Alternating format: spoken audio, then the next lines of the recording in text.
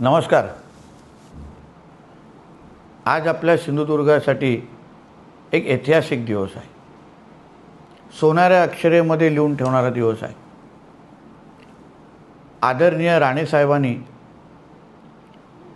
आपल्या सिंधुदुर्ग जिल्ह्याला पर्यटन जिल्हा म्हणून ओळख दिली। महाराष्ट्रातला एकमेव पर्यटन जिल्हा म्हणून सिंधुदुर्गचं नाव पुढे आलं।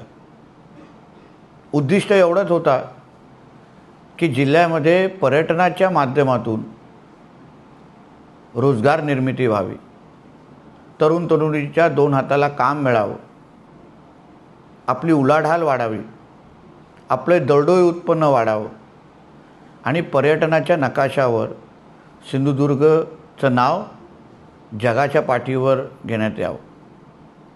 आज 32 वर्षानंतर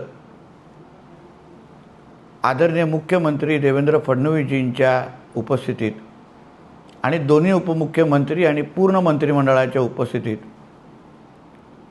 MTDC, ताज हॉटेल आणि स्थानिक संघ यांच्यामध्ये त्रिपक्षीय करार झाला।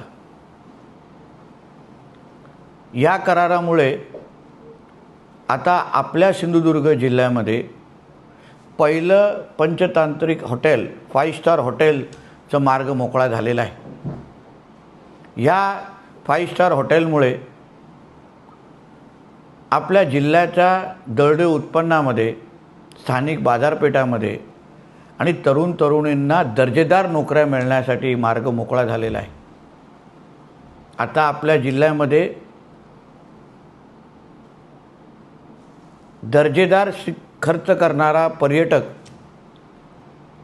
येईल, बाजारपेठामध्ये हातभार लावेल आणि जिल्ह्याच्या विकासाला अजून मोठा करेल।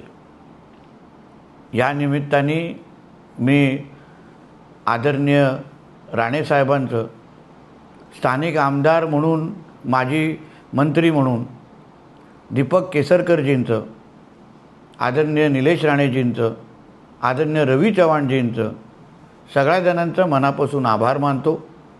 त्याचबरोबर आमच्या जिल्हाधिकारी मॅडम असो, त्यांची पूर्ण महसूलची टीम असो, MTDCचे सगळे ज्येष्ठ अधिकारी असो, त्याचबरोबर पर्यटन मंत्री आदरणीय शंभूराजे देसाईजी असो आणि सर्वात महत्त्वाचं म्हणजे स्थानिक जे संघ आहे, नागरिकांचा जो संघ आहे, त्यांनी जे अतिशय सकारात्मक भूमिका घेतली, जे सहकार्य केलं, त्यामुळे आज आपल्या जिल्ह्यासाठी विकासाचे दरवाजे उघडे झालेले आहेत।